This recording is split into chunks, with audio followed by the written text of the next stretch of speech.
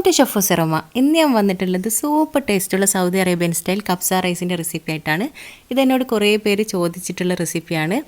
ഇതിൽ ഞാൻ കബ്സയുടെ പൗഡറോ ഒന്നും ചേർക്കാതെ തന്നെ അതിൻ്റെയൊക്കെ ഫ്ലേവറോട് കൂടി തന്നെ ഉണ്ടാക്കുന്ന കബ്സയാണ്. അപ്പോൾ നിങ്ങൾക്ക് ഇതുപോലെ ഉണ്ടാക്കണമെങ്കിൽ എൻ്റെ വീഡിയോ മുഴുവനായിട്ടും സ്കിപ്പ് ചെയ്യാതെ കാണാൻ ശ്രമിക്കുക. അപ്പോൾ നമുക്ക് വീഡിയോയിലേക്ക് പോകുന്നതിന് മുമ്പ് എൻ്റെ ചാനൽ ആദ്യമായിട്ട് കാണുന്നവരാരെങ്കിലും ഉണ്ടെങ്കിൽ സബ്സ്ക്രൈബും ലൈക്കും കമൻറ്റും ഷെയറും ചെയ്യാൻ. ഇനി കബ്സ റൈസ് ഉണ്ടാക്കാൻ വേണ്ടിയിട്ട് ഞാനിതിലേക്ക് 6 കപ്പ് വൈറ്റ് സെല്ല റൈസാണ് എടുത്തിട്ടുള്ളത്. നിങ്ങൾ റൈസ് എടുക്കുമ്പോൾ വൈറ്റ് സെല്ല റൈസ് തന്നെ എടുക്കുക, അതാകുമ്പോൾ കൂടുതൽ ടേസ്റ്റിയാണ്. അപ്പോൾ ഈ റൈസ് തന്നെ നിങ്ങൾ എടുക്കുക. ഇതൊരു 1.25 കിലോ റൈസ് വരുന്നുണ്ട്. ഇനി ഇത് നന്നായി കഴുകിയതിന് ശേഷം ഒരു 1.5 മണിക്കൂറോളം സോക്ക് ചെയ്ത് വെക്കുക. ഇനി കബ്സ റൈസ് ഉണ്ടാക്കാൻ വേണ്ടിയിട്ടുള്ള വലിയൊരു പാത്രം വെക്കുക. അതിനുശേഷം ഇതിലേക്ക് 3 ടേബിൾ സ്പൂണോളം ഓയിൽ ഒഴിച്ച് കൊടുക്കുക. ഓയിൽ ചൂടായി വരുമ്പോൾ ഇതിലേക്ക് 1.5 ടീസ്പൂൺ ചെറിയ ജീരകം ഇട്ട് കൊടുക്കുക.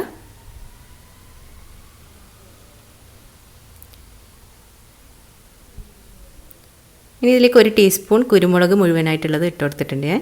പിന്നെ ഇതിലേക്ക് 8 ഏലക്കയും പിന്നെ ഒരു 5 ഗ്രാമ്പൂവും പിന്നെ 4 ചെറിയ പീസ് കറുവപ്പട്ടയും 3 ബേ ലീഫും കൂടി ഇട്ട് കൊടുത്തിട്ടുണ്ട്. ഇനി ഇതിലേക്ക് 3 സവാള മീഡിയം സൈസ് സവാള സ്ലൈസ് ചെയ്തതും കൂടി ഇട്ട് കൊടുക്കുക. അതിനുശേഷം സവാള നന്നായിട്ടൊന്ന് വഴറ്റിയെടുക്കുക. ഇനി ഇതിലേക്ക് 1 ടീസ്പൂൺ ഉപ്പിട്ട് വഴറ്റി കൊടുക്കുക. ഉപ്പ് നമ്മൾ ഓരോ സമയത്തും ചേർക്കുന്നുണ്ട്, അപ്പോൾ അരിയൊക്കെ ഇട്ട് കൊടുക്കുമ്പോൾ അതിനനുസരിച്ച് അഡ്ജസ്റ്റ് ചെയ്ത് ഇട്ട് കൊടുക്കണം. ഇനി ഇതിലേക്ക് 3 ടീസ്പൂൺ പച്ചമല്ലി ഇട്ട് കൊടുത്തിട്ടുണ്ട് ഞാൻ. പച്ചമല്ലി സ്കിപ്പ് ചെയ്യരുത്, പച്ചമല്ലിയുടെ ഫ്ലേവർ നല്ലതാണ് ഈ ചോറിലിടയ്ക്ക് ഈ പച്ചമല്ലി കടിക്കുമ്പോൾ നല്ലൊരു ടേസ്റ്റ് തന്നെയാണ്. ഇനി ഇതിലേക്ക് 1.5 ടേബിൾ സ്പൂൺ ഇഞ്ചി വെളുത്തുള്ളി ചതച്ചത് ഇട്ട് കൊടുത്തിട്ടുണ്ട് ഞാൻ. അതിനുശേഷം നന്നായിട്ട് ഇഞ്ചി വെളുത്തുള്ളിയുടെ പച്ചമണം മാറി വരുന്നത് വരെ ഒന്ന് വഴറ്റിയെടുക്കുക. ഇനി ഇതിലേക്ക് ഒരു വലിയ തക്കാളി ഇട്ട് കൊടുത്തിട്ടുണ്ട്. ഇതേപോലെ വലുതായി കട്ട് ചെയ്തിട്ടിട്ട് നന്നായിട്ടൊന്ന് വഴറ്റിയെടുക്കുക.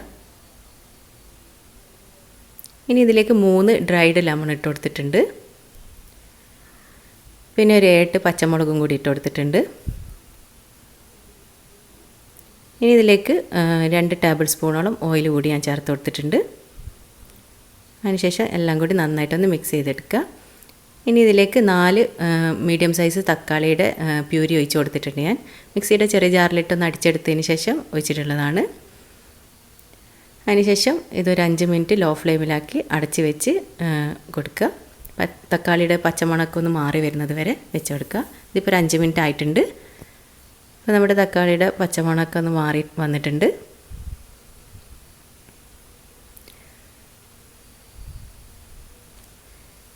ഇനി ഇതിലേക്ക് നമുക്ക് പൊടികൾ ചേർത്ത് തുടങ്ങാം. ഇതിലേക്ക് 1/2 ടീസ്പൂൺ ഗരം മസാലപ്പൊടി, 1/2 ടീസ്പൂൺ മഞ്ഞൾപ്പൊടി, പിന്നെ 1 ടീസ്പൂൺ മല്ലിപ്പൊടി, 2 ടീസ്പൂൺ മുളക് പൊടി, 1 ടീസ്പൂൺ കുരുമുളക് പൊടി ഇട്ട് കൊടുക്കുക.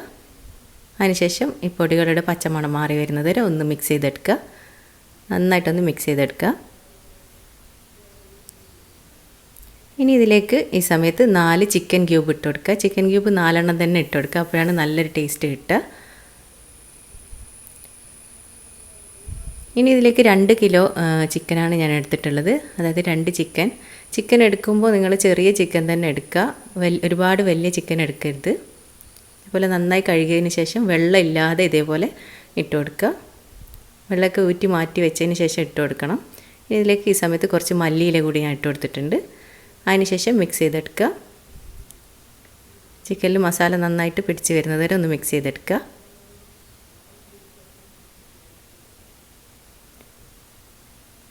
ഇനി ഇതിലേക്ക് ഈ സമയത്ത് 1 ടീസ്പൂൺ ഉപ്പ് കൂടി ഞാൻ ഇട്ട് കൊടുത്തിട്ടുണ്ട്. ചിക്കനിലേക്ക് പിടിക്കാൻ ആവശ്യമായിട്ടുള്ള ഉപ്പാണ് ഞാനിപ്പോൾ ചേർത്ത് കൊടുത്തിട്ടുള്ളത്. അതിനുശേഷം നന്നായിട്ട് ഇതേപോലെ ഒന്ന് മിക്സ് ചെയ്തെടുത്തതിന് ശേഷം ഇതിലേക്ക് 1/2 ടീസ്പൂൺ ചെറിയ ജീരകം പൊടിച്ചതിട്ട് കൊടുക്കുക. ചെറിയ ജീരകത്തിൻ്റെ ഫ്ലേവറൊക്കെ നമ്മുടെ കബ്സയിൽ നല്ലൊരു ടേസ്റ്റ് തന്നെയാണ്, അതുകൊണ്ട് സ്കിപ്പ് ചെയ്യാതെ ഇട്ട് കൊടുക്കുക. ഇനി ഇതൊരു 5 മിനിറ്റ് അടച്ച് വെച്ച് വേവിച്ചെടുക്കുക. ഇതിപ്പോൾ ഒരു 5 മിനിറ്റ് ആയിട്ടുണ്ട്. ഇനി ഇതൊന്ന് ഇളക്കി കൊടുക്കുക. ചിക്കൻ കൂടുതൽ അങ്ങോട്ട് വേവിച്ചെടുക്കരുത്, ചിക്കൻ വല്ലാണ്ട് ഹാർഡായി പോകും കൂടുതൽ വേവിച്ചാൽ. ഇത് നമ്മൾ കോരി മാറ്റിയതിന് ശേഷം ഒന്ന് ഫ്രൈ ചെയ്തെടുക്കുന്നുണ്ട്. ഇനി ഇതിലേക്ക് ചെറിയൊരു ക്യാപ്സിക്കം സ്ലൈസ് ചെയ്തിട്ട് കൊടുക്കുക. അതിനുശേഷം നന്നായിട്ടൊന്ന് മിക്സ് ചെയ്തെടുക്കുക. ക്യാപ്സിക്കൊന്നും കൂടിപ്പോയാലൊന്നും കുഴപ്പമൊന്നുമില്ല, നിങ്ങളുടെ ഇഷ്ടത്തിനനുസരിച്ച് ഇട്ട് കൊടുക്കാവുന്നതാണ്. ക്യാപ്സിക്കത്തിൻ്റെ ഫ്ലേവറൊക്കെ ഇതിൽ നല്ലതാണ്. ഇനി ഇതേപോലെ ഞാൻ ചിക്കൻ ഓരോന്നായിട്ട് കോരി മാറ്റുന്നുണ്ട് ഈ സമയത്ത്. ഇതേപോലത്തെ ഒരു തവി വെച്ചിട്ട് കോരി മാറ്റുകയാണെങ്കിൽ പെട്ടെന്ന് തന്നെ ചെയ്യാൻ പറ്റും. മസാല ഇതേപോലെ കുടഞ്ഞിട്ടിട്ട് മാറ്റുക. ഇനി ഇതിലേക്ക് ഞാൻ 6 കപ്പ് അരിക്ക് 9 കപ്പ് വെള്ളമാണ് ഒഴിച്ചു കൊടുത്തിട്ടുള്ളത്. 2 ടീസ്പൂൺ ഉപ്പും കൂടി ഇട്ട് കൊടുത്തിട്ടുണ്ട്. ഉപ്പൊക്കെ നോക്കിയിട്ട് ടേസ്റ്റ് ചെയ്തതിന് ശേഷം ഇട്ട് കൊടുക്കുക. നമ്മൾ ഓരോ സ്റ്റേജിലും ഉപ്പിട്ട് കൊടുക്കുന്നുണ്ട്, അപ്പോൾ ടേസ്റ്റ് ചെയ്തിട്ട് തന്നെ ഉപ്പിട്ട് കൊടുക്കുക. ഇനി വെള്ളം തിളച്ച് വരുമ്പോൾ ഇതിലേക്ക് നമ്മൾ സോക്ക് ചെയ്ത് മാറ്റി വെച്ചിട്ടുള്ള അരി ഉണ്ടല്ലോ, അത് ഇതിലേക്ക് ഇട്ട് കൊടുക്കുക. അതിനുശേഷം നന്നായിട്ട് ഇളക്കി കൊടുക്കുക.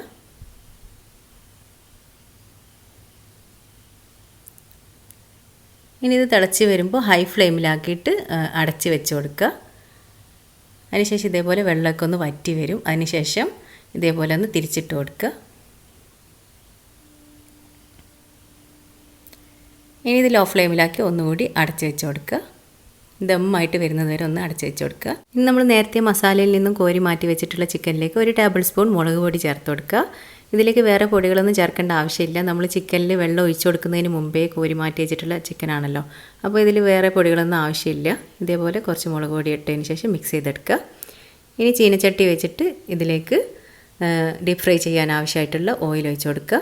2 ടേബിൾ സ്പൂണോളം ബട്ടർ ഇട്ട് കൊടുക്കുക. അതിനുശേഷം നമ്മൾ മിക്സ് ചെയ്ത് വെച്ചിട്ടുള്ള ചിക്കന് ഓരോന്നായിട്ട് ഇട്ടിട്ട് ഫ്രൈ ചെയ്തെടുക്കുക. ഇനി ഇത് വെറും ബട്ടറിൽ മാത്രം ഫ്രൈ ചെയ്തെടുക്കണമെങ്കിൽ അങ്ങനെയും ചെയ്യാവുന്നതാണ്. ഞാൻ ഇതേപോലെ ചെയ്യുന്നത് ഓയിലും ബട്ടറും കൂടി മിക്സ് ചെയ്ത് ഇട്ട് കൊടുക്കുമ്പോൾ ചിക്കൻ നന്നായിട്ട് ഫ്രൈ ആയിട്ട് ഇതേപോലെ കിട്ടും, അതിന് വേണ്ടിയിട്ടാണ്. ഇനി ഇതൊരു സൈഡ് ആയതിനു ശേഷം മറ്റേ സൈഡും തിരിച്ചിട്ട് കൊടുത്ത് ഫ്രൈ ചെയ്തെടുക്കുക. അപ്പോൾ നമ്മുടെ ചിക്കനൊക്കെ നന്നായിട്ട് ഫ്രൈ ആയി വന്നിട്ടുണ്ട്. ഇതേപോലെ ഒന്ന് കോരി മാറ്റി കൊടുക്കുക. ഇനി മുഴുവൻ ചിക്കനും ഇതേപോലെ ഫ്രൈ ചെയ്തെടുക്കാം.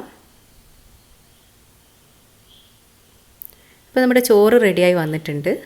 ഇതേപോലെ ഒന്ന് തിരിച്ചിട്ട് കൊടുക്കുക.